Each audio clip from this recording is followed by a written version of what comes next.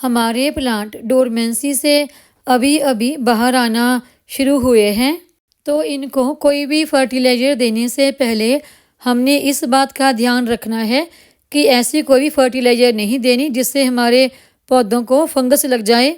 हम अपने पौधों को ऐसी फर्टिलाइज़र देंगे जो उन पर तुरंत असर करे और उनकी ग्रोथ के लिए अच्छी हो और उसमें बहुत सारे विटामिन और मिनरल पाए जाते हों। ऐसी ही एक फर्टिलाइज़र की वीडियो आज मैं आपके साथ शेयर करने वाली हूँ। नमस्कार दोस्तों, वंदना गार्डन में आप सबका स्वागत है। जो ऑर्गेनिक यानी कि घरेलू फर्टिलाइज़र मैं आप लोगों के साथ आज शेयर करने वाली हूँ वो है ये मूंगफली और अखरोट के छिलके। मूंगफली और अखरोट की गिरी निकाल लेने के बाद इन छिलकों को हम बेकार समझकर फेंक देते हैं। आज इन्हीं से हम अपने पौधों के लिए दो अलग अलग तरीक़ों से ऑर्गेनिक फर्टिलाइज़र तैयार करेंगे।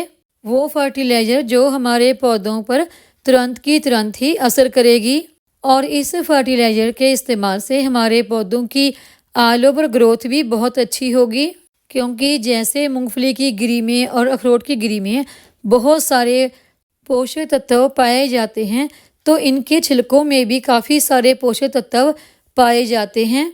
मूंगफली के छिलकों में नाइट्रोजन, पोटाशियम, फास्फोरस, कैल्शियम ये सारे तत्व पाए जाते हैं जो कि पौधों की ऑल ओवर ग्रोथ के लिए, उनकी रूट के लिए, फल और फूल बनने के लिए और पौधों में संपूर्ण विकास के लिए बहुत ही अच्छे माने जाते हैं। मूंगफली के इन छिलकों का हम अपने पौधों पर बहुत ही अलग अलग तरीके से इस्तेमाल कर सकते हैं, जिसकी कि मैं पहले भी वीडियो शेयर कर चुकी हूँ। मूंगफली के इन छिलकों को आप गमले की मिट्टी में मिक्स करके भी इस्तेमाल कर सकते हैं। अगर आप किचन वेस्ट से फर्टिलाइज़र तैयार कर रहे हैं तो उसमें भी मिक्स करके फर्टिलाइज़र तैयार कर सकते हैं। और अगर आप कोकोपीट की जगह पर मूंगफली के इन छिलकों का इस्तेमाल करना चाहें तो इस तरीके से भी इस्तेमाल कर सकते हैं। लेकिन अगर हम अपने गार्डन में इन तरीक़ों से मूंगफली के छिलके इस्तेमाल करते हैं तो इन छिलकों को डिकम्पोस्ट होने में काफ़ी लंबा वक्त लग जाता है और कई दफ़ा तो पौधों में दीमक की या फिर फंगस की प्रॉब्लम भी आ जाती है। लेकिन आज हम इन मूंगफली के और अखरोट के छिलकों को अपने गार्डन में उन दो तरीक़ों से इस्तेमाल करेंगे जिसका कि असर तुरंत की तुरंत होगा, और अगर पौधों में कोई दीमक की या फंगस की या कीटों की प्रॉब्लम है वो भी दूर होगी और इसके साथ साथ पौधों की ग्रोथ भी अच्छी होगी। और इन छिलकों से खाद बनाने का सबसे पहला तरीका है कि इन छिलकों को हम जला लेते हैं। इन छिलकों को जब भी आपने जलाना है तो किसी कागज़ में या फिर अखबार में डालकर ही जलाएं, इससे ये जल्दी जल जाते हैं। मैं अपने पौधों पर ज़्यादातर ऑर्गेनिक फर्टिलाइज़र का ही इस्तेमाल करती हूँ। केमिकल वाले फर्टिलाइज़र मैं बहुत कम अपने पौधों पर इस्तेमाल करती हूँ। सारे छिलके देखिए जलकर अब ठंडी इनकी राख हो गई है, तो इन्हें अभी हम अपने पौधों पर इस्तेमाल करेंगे। इन्हें हमने अपने पौधों पर इस्तेमाल देखिए कितना कितना करना है। अगर तो आपका गमला छोटा है तो उसमें आप 1 चम्मच, अगर आपका गमला बड़ा है तो उसमें आप 2 से 3 चम्मच तक भी इस फर्टिलाइज़र के इस्तेमाल कर सकते हैं। इसके इस्तेमाल से हमारे पौधों को नाइट्रोजन, कैल्शियम, पोटाशियम, फास्फोरस ये सब मिल जाते हैं। और दूसरा, ये हमारे पौधों के लिए एक फंगीसाइड का काम भी करते हैं। अगर हमारी मिट्टी में कोई फंगस वगैरह लगा है तो ये उसको भी दूर करती है। इसे डालने के बाद हमने गमले की मिट्टी की अच्छी तरह से गुड़ाई करके इसे बीच में मिक्स कर देना है। अगर आपने अपने गमले में ज़्यादा पानी दे दिया या बारिश की वजह से ज़्यादा गमले की मिट्टी गीली है तो ये मिट्टी में एक्स्ट्रा पानी को भी सोख लेती है, जिससे पौधे की रूट को फंगस नहीं लगती और रूट खराब नहीं होती।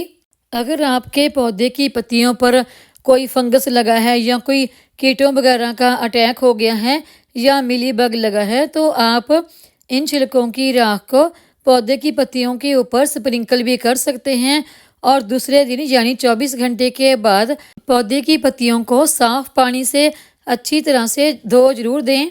मूंगफली के इन छिलकों को जिस दूसरे तरीके से आप इस्तेमाल कर सकते हैं वो है ये, किसी भी गिलास में या बर्तन में इन छिलकों को डालकर पानी भर के आप कम से कम 2 दिन के लिए छोड़ दें, ताकि जो छिलकों के बीच में असर है वह पूरा पानी में आ जाए। अगर आप इन्हें छोड़ना नहीं चाहते 2 दिन तक, तो आप इन्हें पानी में अच्छी तरह से बॉयल कर लें, ताकि छिलकों का पूरा असर पानी में आ जाए।